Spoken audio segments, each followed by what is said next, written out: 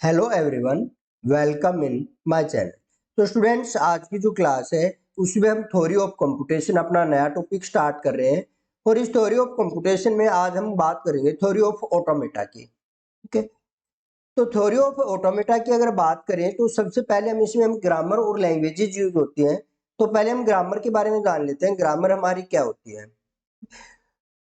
तो it is use to represent the structure of a language.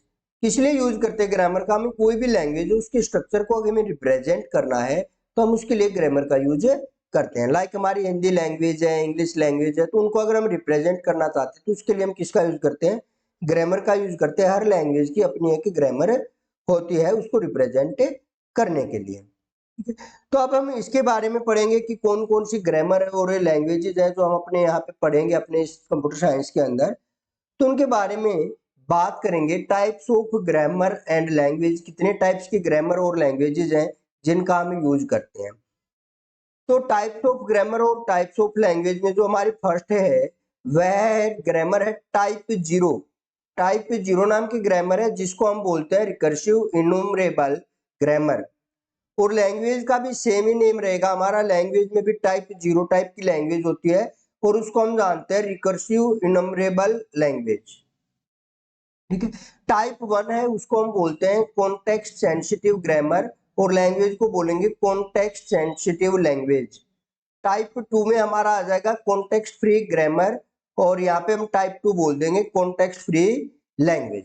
और last है हमारा टाइप थ्री रेगुलर ग्रामर और रेगुलर लैंग्वेज। ये हमारी ग्रामर और लैंग्वेजेज हैं जो हम अपनी टीओसी के अंदर यूज करेंगे। तो टाइप जीरो में हमारी अनरेस्ट्रिक्टेड भी बोलते हैं। टाइप जीरो को हम अनरिस्ट्रिक्टेड या रिकर्सिव इनमरेबल ग्रामर भी हम इसको बोलते हैं। तो ये हमारी कुछ एक ग्रामर्स हैं जिनका हम यूज करते हैं। टाइप जीरो है, टाइप वन है, टाइप टू है और टाइप थ्री है। और उसी प्रकार लैंग्वेजेज में भी टाइप जीरो है, टाइप वन है, टाइप टू है और टाइप थ्री है। अब इन लैंग्वेजेस को हम ये नाम देते हैं तो इसके लिए एक हायरार्की यूज करते हैं जिसको हम बोलते हैं चोमेस्की हायरार्की। तो चोमेस्की हायरार्की क्या होती है वो देख लेते हैं। देखिए, जो हायरार्की हमारी ये है चोमेस्की हायरार्की। इसमें हमारा सबसे पहले जो इनर मोस्ट है वो है रेगुलर लैंग्वेज, फिर आती है हमारी कॉन्टेक्स्ट फ्री लैंग्वेज, फिर हमारे आती है कॉन्टेक्स्ट सेंसिटिव लैंग्वेज और फिर हमारी आती है रिकर्सिव इन्यूमरेबल। ठीक है, तो इसमें अगर हम कहें कि ये हमारी टी जीरो है, ये हमारा टी जीरो है लैंग्वेज, ये टी वन टाइप है लैंग्वेज का, ये टी टू है और ये हमारा टी थ्री है। तो रेगुलर लैंग्वेज है वो हमारा लास्ट है टी थ्री। ठीक है, तो इसे रेगुलर लैंग्वेज की अगर हम बात करें तो जो हमारा टी थ्री है, टी थ्री वो किसका सबसेट होगा? यानी context free language T two में से हमारा टी थ्री आया है, टी टू में से हमारा टी थ्री आया है, तो T three is the subset of T two. T three है वो हमारा किसका सबसेट है? टी टू का सबसेट है। और टी टू जो हमारा आया है टाइप टू, वो आया है हमारा टाइप वन से यानी कॉन्टेक्स्ट सेंसिटिव लैंग्वेज से। तो टी टू जो सबसेट है वो हो जाएगा हमारा टी वन का यानी टाइप वन का। और टाइप वन जो आया है वो हमारा क्या है? रिकर्सिव इनरमेबल। तो ये हमारा कहां से आया है? टी जीरो से। तो यहाँ पे हम क्या डाल देंगे? T zero. ठीक है, तो ये हमारा टी थ्री सबसेट होता है टी टू का, टी टू सबसेट है टी वन का और टी वन सबसेट है टी जीरो का। अगर आपको कोई बोल दे कि आपकी रेगुलर लैंग्वेज है टाइप थ्री है तो वो इन सबको क्या करेगी? वो बताएगी कि ये इसके अंदर क्रिएट हो सकते हैं। ठीक है, इसके बाद अगर हम इसी में आगे बढ़े कि इनकी ये लैंग्वेजेस हैं, इनका यूज करके हम कौन कौन सी मशीन क्रिएट कर सकते हैं। मान लो हम रिकर्सिव इन्यूमरेबल लैंग्वेज यूज कर रहे हैं या हम केस सेंसिटिव लैंग्वेज यूज कर रहे हैं, कॉन्टेक्स्ट फ्री लैंग्वेज यूज कर रहे हैं और रेगुलर लैंग्वेज यूज कर रहे हैं। तो इन लैंग्वेजेस का जब हम अलग अलग यूज करते हैं तो हम क्या करते हैं? हमारे अलग अलग क्या क्रिएट होती हैं? लैंग्वेजेस क्रिएट होती हैं, सॉरी मशीन क्रिएट करते हैं इन लैंग्वेजेस का यूज करके। तो मशीन जब क्रिएट करेंगे तो कौन सी लैंग्वेज का यूज करेंगे, तब कौन सी मशीन क्रिएट होगी, उसके बारे में अब हम पढ़ेंगे। तो उससे पहले हम ऑटोमेटा हमारा क्या होता है इसकी डेफिनेशन देख लेते हैं, क्योंकि हम थ्योरी ऑफ ऑटोमेटा कर रहे हैं तो हमें पता होना चाहिए कि ऑटोमेटा है क्या। तो using multiple type of languages we create a machine. अलग अलग टाइप की लैंग्वेजेस यूज करके हम अलग अलग टाइप की मशीन क्रिएट करते हैं। जैसे कि लैंग्वेजेस अभी मैंने आपके साथ डिस्कस की थी पहले, ठीक है। तो ये लैंग्वेजेस हमने डिस्कस की थी, इन्हीं को यूज करते हुए हम कोई भी मशीन अगर जनरेट करते हैं तो वो हमारी क्या कहलाती है, मशीन मशीन कहला मशीन क्रिएट करते हैं। और इसी मशीन को हम क्या बोलते हैं, ऑटोमेटा बोलते हैं, ठीक है। तो इसको यूज करते हुए हमारी कौन सी लैंग्वेज और कौन सी मशीन क्रिएट होगी, तो यहाँ पे मैंने दो कॉलम क्रिएट किए हैं, लैंग्वेज नेम और मशीन नेम। अगर हम लैंग्वेज नेम की बात करें तो पहली हमारी रिकर्सिव इनमरेबल, जो हमारी टाइप 0 की लैंग्वेज है, और इसको हम क्या अगर इसका यूज करके हम कोई कोड करते हैं तो हमारी ट्यूरिंग मशीन बनेगी। क्या बनेगी, ट्यूरिंग मशीन। सेकंड अगर हम चलें तो हमारी आती है कॉन्टेक्स्ट सेंसिटिव लैंग्वेज, ठीक है। तो इसके लिए हमारा ये T1 का टाइप है, हमारा T1 में होता है कॉन्टेक्स्ट सेंसिटिव लैंग्वेज। और टाइप 1 की अगर हम यूज करते हैं लैंग्वेज तो हमारा बनेगा LBA। LBA से मतलब लीनियर बाउंडेड ऑटोमेटा हमारा क्रिएट होगा। फिर उसके बाद अगर हम बात करें कॉन्टेक्स्ट फ्री लैंग्वेज, ये हमारी टाइप 2 की लैंग्वेज है, कॉन्टेक्स्ट फ्री लैंग्वेज। और अगर इसका हम यूज करते हैं तो हमारा बनेगा पुश डाउन ऑटोमेटा। मशीन क्या बनेगी, PDA, पुश डाउन ऑटोमेटा। और फिर लास्ट हम देखें तो रेगुलर लैंग्वेज है, ये हमारे टाइप 3 में आती है। रेगुलर लैंग्वेज हमारे टाइप 3 में आती है। तो टाइप 3 में जब हम रेगुलर लैंग्वेज को लेंगे तो उसके लिए फिनिट जो मशीन बनेगी वो होगी फिनिट ऑटोमेटा। क्या होगी, फिनिट ऑटोमेटा। तो इस प्रकार से हम अलग अलग लैंग्वेजेज यूज करके अलग अलग टाइप की मशीन्स के क्रिएट करते हैं। अगर आप अपनी उसके अकॉर्डिंग देखेंगे कि कौन सी लैंग्वेज उसमें यूज किया हमने, और हम उससे उसकी मशीन का नेम बता सकते हैं कि ट्यूरिंग मशीन है या लीनियर बाउंडेड ऑटोमेटा है या कुछ अदर है, तो वो हम यहाँ पे क्या कर सकते हैं, शो कर सकते हैं इजिली।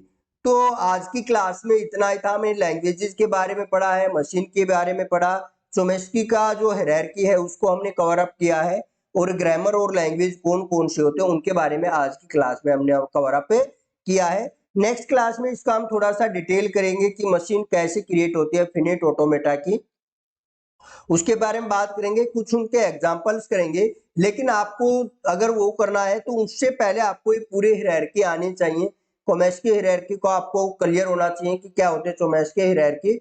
और अगर आपको वो हायरार्की अच्छी तरह आती है तो आप अपना क्या करेंगे, ऑटोमेटा को इजीली कर लेंगे और बता सकेंगे कि वो कौन से उसमें एलोकेट। अगर आपको कोई बोल दे कि ए की पावर लैंग्वेज दी कोई, ठीक है, ये एल हमने लिखा, उन्होंने हमें कोई लैंग्वेज दी एल, और इसमें उसने बोल दिया कि ए की पावर एन है, ए की पावर एन है, और हमारा जो ए है ना वो ग्रेटर देन इक्वल 0 है।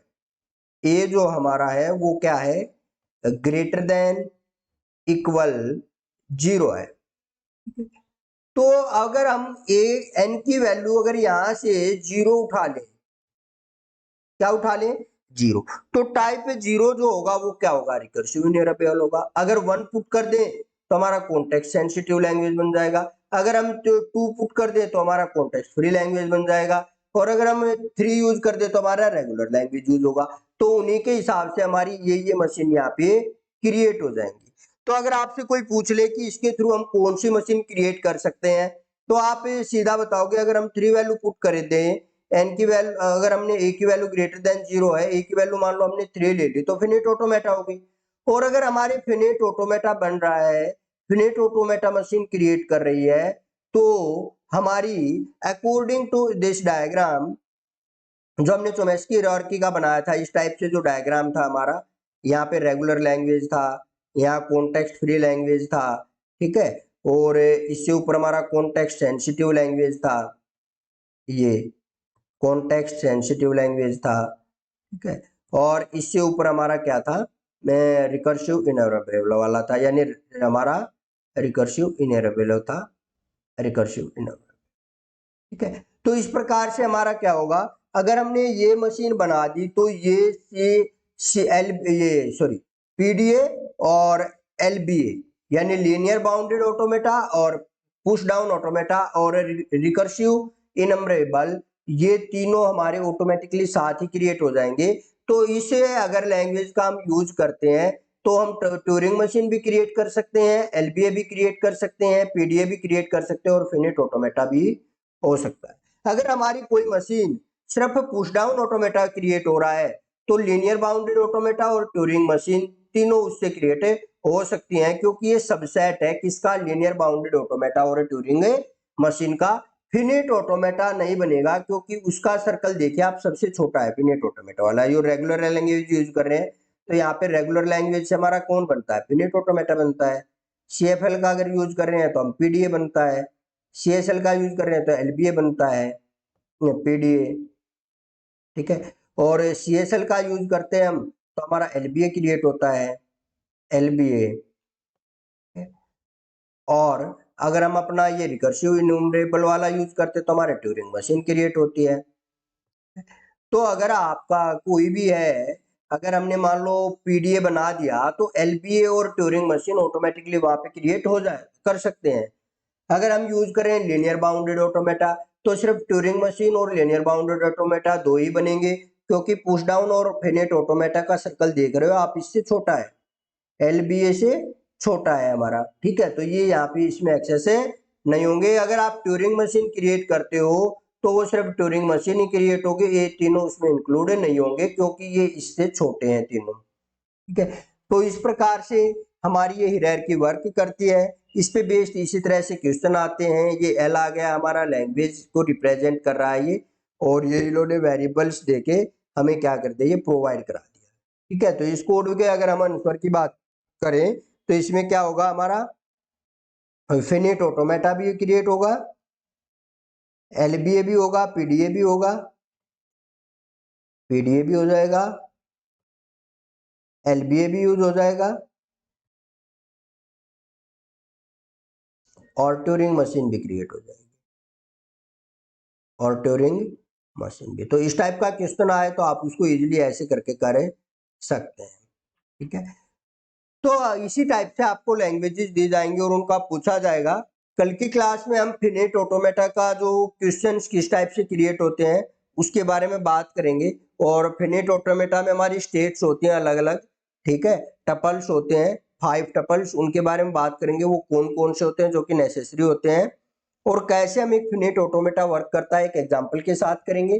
तो आज की क्लास में इतना ही। अगर आपको वीडियो पसंद आई है, आपका टॉपिक क्लियर हुआ है, तो वीडियो को लाइक कर दें, अपने फ्रेंड्स के साथ शेयर कर दें, चैनल को सब्सक्राइब कर लें, बेल आइकन प्रेस कर लें, ताकि जब भी हम कोई नई वीडियो अपलोड करें तो आपको नोटिफिकेशन मिल सके। Thank you.